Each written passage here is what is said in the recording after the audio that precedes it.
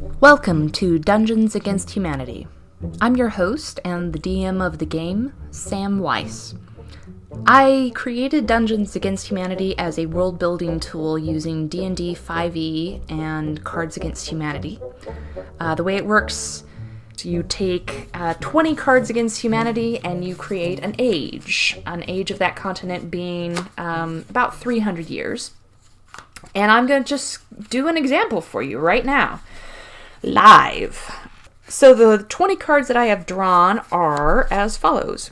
Tom Cruise, gladiatorial combat, treason, some really fucked up shit, Barack Obama, Lady Gaga, Genghis Khan, the token minority, the systemic destruction of an entire people and their race, getting dark here, goblins, always need goblins, and finally a slack-jawed yokel. So the cards that you draw that are people, like Barack Obama or Lady Gaga or Genghis Khan or Tom Cruise, those become the leaders of your age or the public figures of your age. Obviously, Lady Gaga is a bard who leads her people via song. Then we've got Tom Cruise. Obviously, a strange religious figure who leads a cult of some kind. Barack Obama, an elf, I would guess, from the ears. Then you start looking at other stuff. Obviously, this land has goblins in it. I'm going to say that gladiatorial combat and treason are both aspects of Tom Cruise's weird religion. Genghis Khan, obviously a barbarian who is threatening this land with invasion. So you get the idea. I'm not going to go through all of these cards, but you get the idea of what you're going for. You start to do some word association with it and such. I used this technique and created a world called Triumvria. Our current campaign in Triumvria is called The Immutable King. The players are James as Dmitri Stroganoff, human warlock, Matt as Thario Swaggart, dwarven warlock, Lydia as Hysea Algelani, human mystic. Mystic is from Unearthed Arcana, and Sarah as Elaham, an elven wizard. As we play along, I will periodically pull a card from the bigger blacker deck and incorporate that into the environment, encounters, or NPCs. I'll try to keep track of the cards that I pull and have them listed with each episode on the website. I should also note that Dungeons Against Humanity is not affiliated with either Wizards of the Coast or Cards Against Humanity. We are our own thing. Finally, I'm sorry about the sound quality in the first couple of episodes. This is the first time any of us have done a podcast, and we are learning as we go, people. And so hopefully we'll get better. Maybe. So now, without further ado, I give you The Immutable King. We are live now. Not in front of a live studio audience in Portland, Oregon. No. Was that Gabby? Thank you, Gabby. Feel free to ooh and ah and gasp and yell suggestions. Okay, so welcome to The Immutable King. That is the name of this campaign. I'm gonna mute that king. Immutable King. No one can mute him. So, who are you people? We should maybe introduce ourselves. My name is Sam. I'm the DM. This is my first ongoing campaign. Oh, my name is James. I play Dmitri Stroganoff. My name is Matt, and I will be playing the part of Thario Swaggart. Thario Swaggart. Say that again? Thario Swaggart. Swagger. Yeah, he's doing a Sean Connery for this. Yes. Yes. And I am Lydia, and I will be playing Hysea Algelani. The campaign is set in the world of Triumvria. You can see this large map on the table here. We'll post a picture of it for the podcasters. Yes, for podcast listeners. Yeah. We are currently on the land of Quisowar, up here. We are in the second age of Quisowar. It is a time of great peace and prosperity. Thanks greatly to the King Tobin, the reign of King Tobin Elithar. The Elithar line has gone back and back and back to Tobin the First, about 400 years ago, and has been a very successful line of kings, has united the kingdom, protected it from outside forces. It was a week before the 17th birthday of Crown Prince Rayamad, and it is a time of much celebration. It is custom for the old kings, upon the coming of age of the heir, it's custom for the old kings to step down and go to Quisowar, the floating isle, which is literally a floating island off the coast that is sort of the domain of kings. It's like a retirement community. Avalon on Earth. Yes, it's well, technically. And on Triumbria, yes. On not Earth. On terra firma. Well. No, it's floating. So keep going, dude. On Terra Flota? Terra Flota? I don't know. Terra Terra flotation Agua. device. Terra Agua. Terra air. Infirma, everyone's sick. Oh, Oh. So it's a time of national celebration.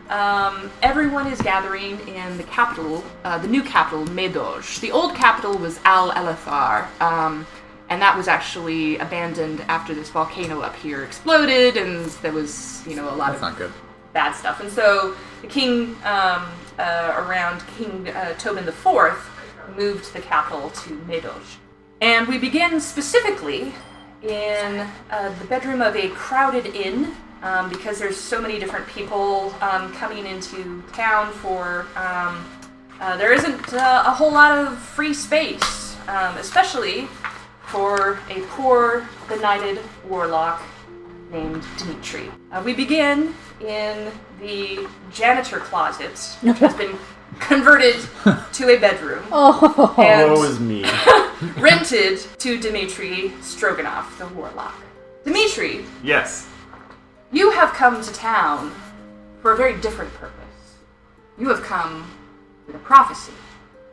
And this is not the first time that you have issued a prophecy. Oh, this is my prophecy. Yeah, this is your prophecy that you are issuing. I have seen visions of the future. You haven't really seen visions of the future so much as you were visited by a certain entity who told you about the visions of the future. The visions of the future the things that he told you repeatedly was that the Crown Prince was in danger. The Crown Prince was about to die. The Crown Prince... And he issued this prophecy to you 4 times. And the first time was... I'm going to say that it was 8 years ago. You issued a prophecy saying that the Crown Prince was in peril and was about to be burned to death. Oh, no. 8 years ago? 8 years ago. Well, obviously that didn't happen. It did. It did.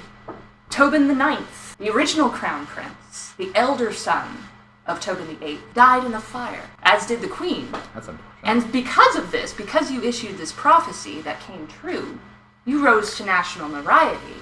But then, unfortunately, you issued another 2 prophecies saying that the Crown Prince was about to die. And those did not come true. And so you fell sort of into a different kind of notoriety, sort of the kook of the kingdom. The guy that, everybody's like, well, he got it right that one time, but now he's just kind of crying wolf. But nonetheless, your entity, who you follow, is very insistent that you stand in the town squares day and night as the celebrations of the Crown Prince's coming of age go on around you, shouting for all that would hear that the Crown Prince is about to be kidnapped. And as you can imagine, people have been throwing things, people have been, mocking you, and a few inns even turned you away. And so the only one that you could find was in the Purple Frog, which is the inn where we begin our story, in your humble... My world is pain and misery. Your world is pain and misery. Oh, right good. He's now. the Eeyore of the group. Would you like to briefly describe your character, both in appearance and in personality, perhaps? Sure. His name is Dmitry Stroganov. He's a big, burly man. He's not like fat and he's not strong. He's just kind of broad and kind of beefy. And he's got this real thick black hair, kind of like Snape, but more spiky and like all over the place. Mm-hmm. And he's got a big full beard that's kind of unkempt, and all his clothes are dark and sort of. He doesn't really take care of himself super well. He is a warlock who believes that good is good and evil is evil, but evil vastly outweighs good in the world, and the only possible solution is total annihilation of both. And so that's why he has spent his life studying beings of the outer planes from beyond the universe who may be able to bring about annihilation. In my studies of eldritch lore, I found a way to contact elder beings. Subsuccotash. Subsuccotash. Subsuccotash. The Annihilator. The Annihilator. I love that name. Choose, the traveler has come. Very diligently wrote down all of the aspects and prepared for this powerful arcane ritual to contact this Subsuccotash, the Annihilator. But unfortunately, I made a typo. And instead of contacting Subsuccotash, I contacted Shimmerlord, Prince of all Unicorns of the Empyrean Plains. Yes. And upon which is a good introduction, because you awake at night to the soundtrack of Purple Rain. You don't know what Purple Rain is, the Prince song, but you don't probably even recognize it as music, but it is playing throughout your room very softly. And Shimmerlord stands in your room. Shimmerlord looks like something that... Shimmerlord switches between looking like a full-blown, like, Shadowfax style, like, unicorn. So not Lisa Frank. I was picturing exactly like Lisa Frank. Yeah, Something that Lisa Frank would have airbrushed on the side of her van. Yes. So Yes. he switches between that when he's, like, trying to do his, like, full impressive thing. But actually, like, right now, he looks like BoJack Horseman. Yes. And he's wearing, like, a blazer and, like, a beauty pageant sash. Stunner across. shapes. Yeah. And he is actually vaping. He has a vape pen. Oh my and, God. Of course he is. It smells like root beer. You don't know what root beer is, but that's what it smells like. He looks down at you as he's standing over you, and he says, trying to go for Keanu Reeves. Should I say something? God. Sure, go for it. Even in my slumber you disturb me, creature. Hey man, sorry to wake you up. Just wanted to talk to you a little bit before they get here. I have been doing your bidding these past years, and I have been thrown into exile. You see this? And I point at my beard. I had a tomato thrown at my face. Yeah, I'm sorry about that, man. Actually, I'm not sorry at all. That was really funny. But listen. Before everything that's about to happen happens, I want to talk to you just a little bit about good and evil. What do you think good and evil are, Dmitri? Good is joy. Good is pure, nothing you would know about. And evil is the destruction of all that. Good is pain. And the world is birthed in pain. It is roiling in pain. See, like, that's your problem, Dmitri. That's your problem right there. Good and evil, they're not monolithic the way that you think about them. Do you vape, bro? No, I do not vape. Fine, okay. Good and evil are not monolithic forces. They exist within each person. Each person is capable of both good and evil. And you know that. You're a smart guy. Sometimes. The thing that you really need to understand is... And he gets, like, really up close to you. Like, leaning, like, right over you. Have you ever been face-to-face with a horse before? Yeah. Yeah, they're fucking unnerving. Especially when he's bright and sparkly. I can have to squint from Yeah. And he gets right up to you and he says, The thing is, Dmitri, are you listening? I have no choice in the matter, yes. You see, sometimes, Dmitri, good people do terrible things for good reasons. He gets like his eyeball like really close up to you, and it's like swirling, like there are stars on the inside of it. Oh, cool. And he says, And sometimes it's the other way around. and then he disappears in a puff of vapor. Vapor, yes. And there's about 5 seconds where you maybe sit there and groan, and then your door bursts open, and the King's Guard comes in, and they throw a sack over your head, and they drag you out of the room. So we join Thario and Hysea. So she's the mayor of New York. Yes. We join them as they are down on the docks, on the eastern docks of Medoj, over here, on the far side of the river. And it is night. The two of you are preparing to sail to Sadawar. You will go ahead of the king, and you're expecting the Crown Prince Rehmad to return from Seoul sometime tonight. He's actually a little bit late. But you expect that he will return shortly, and once he does, there will be a day of celebration here within the city, and then they together will sail to Sarawar. And so you are preparing the ships to sail. What do you guys think that your occupations would be at this juncture? What would you be doing on the docks in preparation to sail? Probably making sure that the finest supplies are being put on the ship, so that way the royalty will have their favorite snacks as soon as they arrive on the island. Okay. I'm likely negotiating with some of the suppliers for a better rate Okay. for the supplies Okay. which are being supplied. Generally speaking, there's not a whole lot of haggling to be had. Thario will haggle regardless. Yeah, okay. If you want to haggle, you can haggle.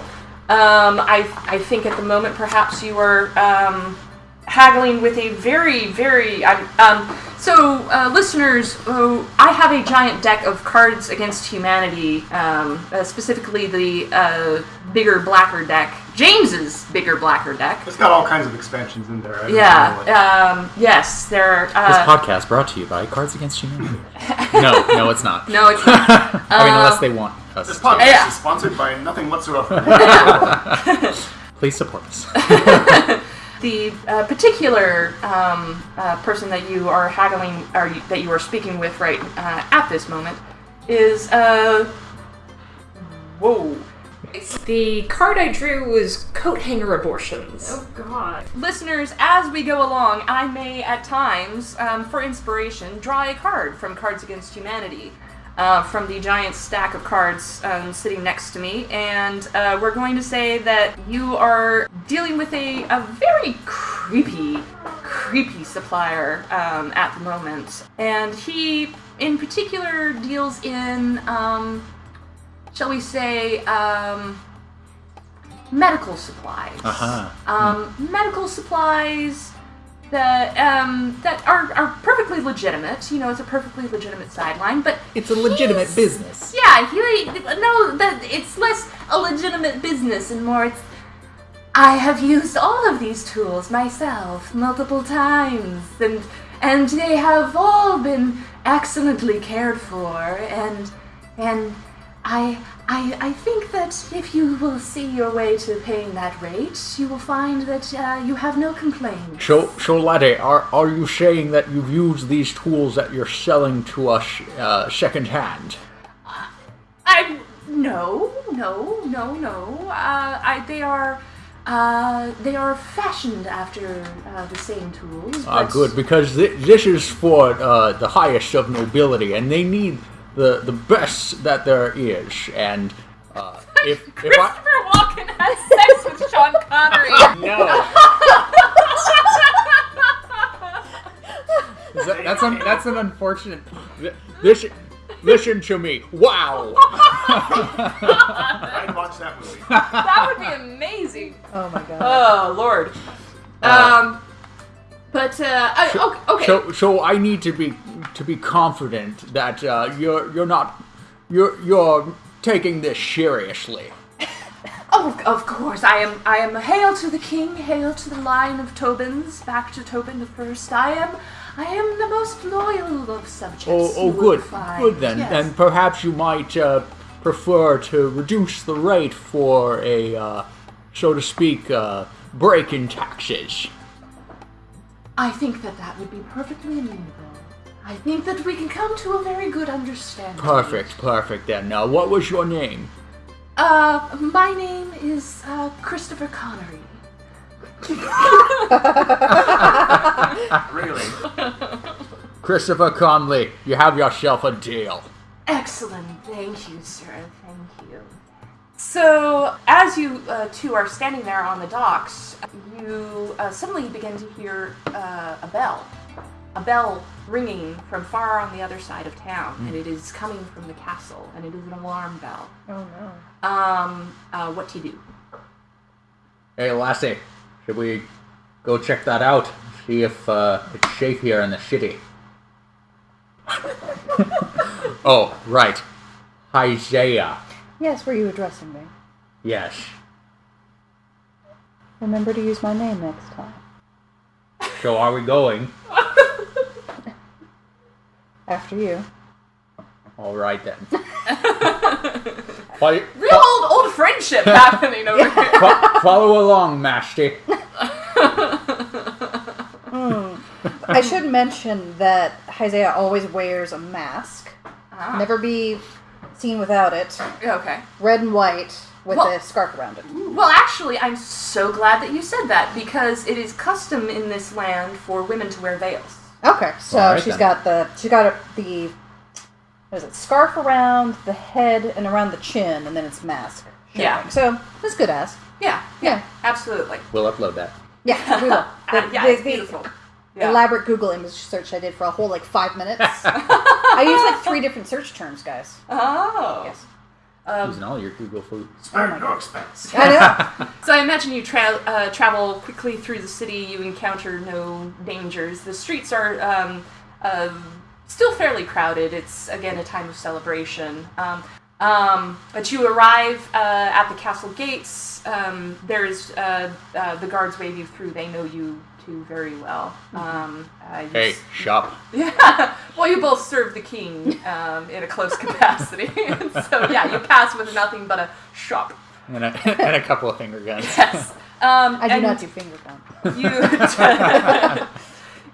You are greeted in the main courtyard by Demam al-Aran, the captain of the guard.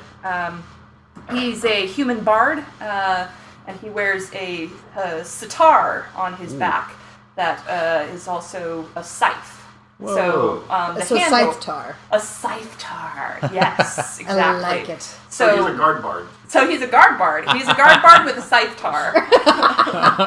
How long can we keep this going for? I don't know. My favorite Pokemon. So he waves you in and greets you both. Mom, what's up? Demam looks very nervous. And he leads you inside to a small room and closes the doors. After he checks behind both doors, then he turns to you and says, 3 pigeons arrived from Seoul. The Crown Prince has been kidnapped. His guards were killed, and he has disappeared. They were found not 12 hours ago, and no one has any idea where he is. Oh, shit. When are we leaving? We may have a lead. There was, I'm sure you remember, the warlock who made the prophecies. So you think he's a suspicious character? Something like that? Whatever it is that you just said, yes. Something along those lines. We have him here. We have him in the next room. Isaiah, I would ask for your skills in interrogating him and learning what he might know. We will know everything he knows. Very good. And so he opens... This is so intimidating. he opens the doors between the rooms, and Dimitri, Yes. you are tied to a chair with a bag over your head. What you do? I sit there. What do you mean, what do I do? I can't exactly do much. Are you yelling? Are you indignant? Are you ranting at people? Are you calling upon your unicorn lord? No, I'm just listening. See what's going on around me. By the Okay. power Lord. of Shimmer Lord. Shimmer Lord. Demam enters the room and pulls the bag off of your head and then kind of steps back and stands near the door, with his arms crossed across his chest. He's not a particularly big man, but he is pretty muscular, and he has a very friendly face, but he is doing his best to look intimidating. Let me guess, the prince disappeared, and now you're taking me seriously. What do you know about it? Everything I've been saying in the streets. How did you learn that? It's a prophecy, fool. What do you expect? I learned it through various sources. We have just met, and you don't know any better. My name is Isaiah Al-Jilani. You'll be addressing me by the first or the last name. This could be very difficult for you, I understand. All the information you're going to get out of me is all the information I've already given. Where did you learn it?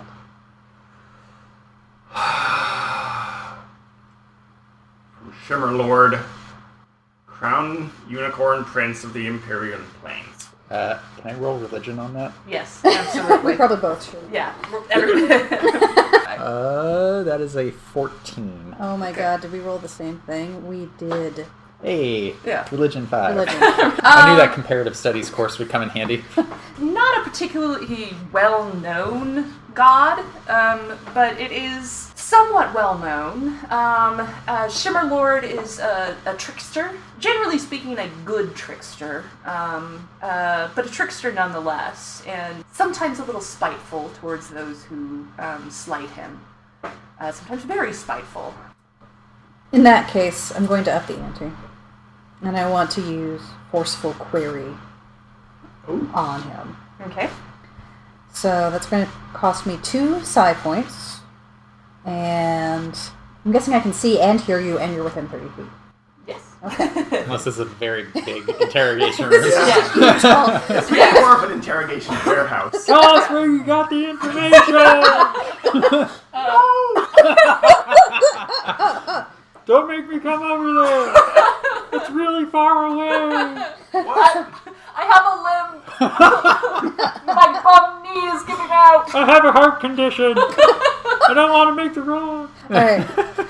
So now you need to do a wisdom saving throw. Okay. Fortunately for me, as a warlock, I have advantage on wisdom saving throws. Awesome. Are you immune to being charmed before you waste your time on that? I don't think so. Okay, cool. I don't. 13.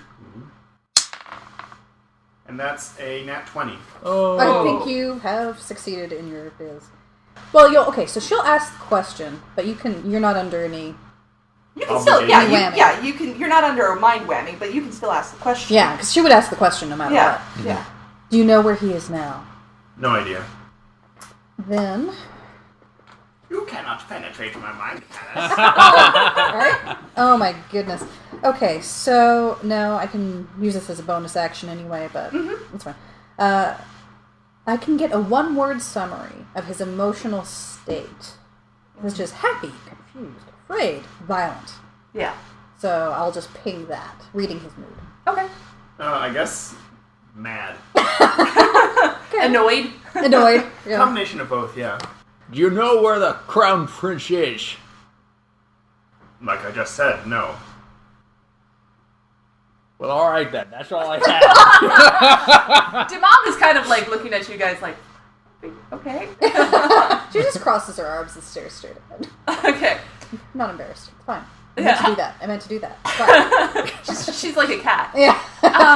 I think at this point, Demam kind of steps forward and he walks up to you and he says, Dmitri Stroganoff, you You made a prophecy that said that the Crown Prince was about to be kidnapped, and the Crown Prince has been kidnapped. Like, Yes. Of course we have to examine the possibility. The king has many enemies. Is there any possibility that Shimmerlord, whatever Shimmerlord is an entity that is, working with Crepitists or any of the half-orcs? Is there any possibility there?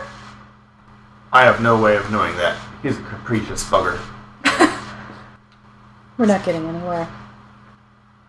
He doesn't know anything useful. He's not useful. The last known whereabouts of the prince was in Seoul. We should probably head there as soon as possible. As soon as you say that, you feel whiskers against your ear.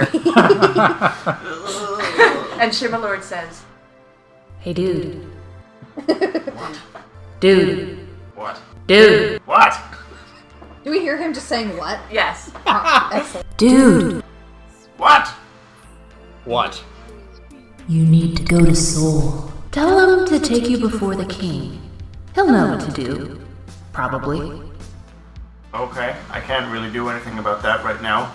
What can't you do about that? About what? Excuse me, I'm communing with a deity. He's mad. Listen, I can't control when or how I speak to Shimmerlord. He can only appear and speak to me. And he just did, and he said, and I quote, to take me before the king who will know what to do. He's got a half-accurate record for making these predictions. Perhaps having him close will reveal some information. I'm not comfortable taking him before the king, except in chains. And forgive me, sir, if this is overly cautious. So he does untie you from the chair, but binds your hands behind your back and takes you out of these sort of small passageways into the main hall of the king. And then you stand in the presence of Tobin the Eighth. He is a human man. He is currently seated behind a large table upon which you see this world map, except these areas that are foggy and distant right now are actually colored in, and they have little things on them, Like flags and markers flags and stuff? markers and such, keeping track of what's happening out in the world. And he is seated behind this table with his head in his hands. He is an older, white-haired man with a goatee, kind of short. Does not look like, particularly handsome or particularly, eye-catching or anything like that. He doesn't look like the same guy on the banners. No, precisely. He is very unremarkable. And his quarters, similarly, are pretty much unadorned. There's no, gold statues anywhere or anything like that. And he has been always noted to be a very, like his predecessors before him, he has been noted to be a very humble man and a very modest man. And he looks up. He stands up and says, "Thank you for coming so quickly." And to Dimitri he says, "I'm sorry for this situation. Demam, I can't imagine that the chains are necessary. Please untie him." Then he turns to Thario and Hysea and says, "I have relied upon you both so many times in the past, and you have not let me down. This may be my very greatest hour of need. Can I count on you both?" Dario takes off the leather duster he has on and kneels down on his short, stubbly dwarven legs and says, "My sovereign, you will always have my loyalty." Isaiah bows. And somehow the mask stays on. It must be strapped on really good. Yeah. And says softly, "My lord, do not stress yourself." And we come to you, my friend. You have been a strange presence in my kingdom and in this city, I must confess. Not by my choice, I assure you. I don't even know what to ask. What was the prophecy specifically that was given to you? The prophecy is thus: that the young prince would be kidnapped. And that is all? There That is is all. nothing else? Is there any chance that you could perhaps call upon this deity to ask them, like, for more information? His presence is not one I court, but I yell out, Shimmerlord, show yourself, There's no response. please. There's no response. Nope, sorry. The king's shoulders kind of slump a little bit. I cannot lose another son. I cannot lose another son. The best thing I can do now, I think, is to stay here and calm the people. This may be the beginning of an attack. This may be the work of Crepitus. We have so many enemies. I have worked so hard to keep peace and prevent war from reaching our borders, and this all may be for naught. I am old. I am too old. And if I die, I fear so much what will happen. Please, go to Seoul with all haste and with all secrecy you can manage. I do not want this information getting out. I do not want our enemies to know. If Crepitus hears about it, he may use it to his advantage. So, please, go to Seoul and take Dimitri. He may yet prove useful. If you are the only one to whom Shimmerlord speaks, you may prove invaluable aid. And I ask this of you, Dimitri, not as a king, but as a father. I don't know. I'll do my best. I thank you. But you're putting your faith in a man bound to a vaping unicorn. The king gestures to a servant who has been standing quietly in a corner and says, "Please, fetch 3,000 gold coins from the coffers. We will divide it among the three of you evenly, 1,000 each, to be used in the course of this mission in any manner you see fit. I trust your judgment." And then he says, "Thario, I would speak to you privately." Yes, indeed. And he pulls you aside and says, "You drop it." If you can, please visit the seer Amani. You will find her in the market. Ask any of the waif children that you see in the street. She markets herself as a seer, but she's very well informed of the various goings-on of the kingdom. If anyone might have a thread for you to follow, it might very well be her. I shall execute this for you, my lord, and do not fret over your son. We will find him, and we will keep him secret and safe. I thank you. And then you depart. Da, So you, Quest begins! the quest begins. So you go Quest past that. accepted. You have a quest marker. So that's it. That's the first podcast. For the next episode of Dungeons Against Humanity, follow me on SoundCloud at Samwise, that's SAMWISE, on our YouTube channel, Dungeons Against Humanity, or at dungeonsagainsthumanity.net. We're also on Twitter at DAH Podcast, because we make it a podcast. Episodes will be posted every 2 weeks on Sundays, come hell or high water. The only card that was drawn in the pilot episode was coat hanger abortions to define the creepy character of Christopher Connery. If you liked what we do, and you like the podcast, tell a friend. None of us are paid to do this, so we really would appreciate the support. Until next time,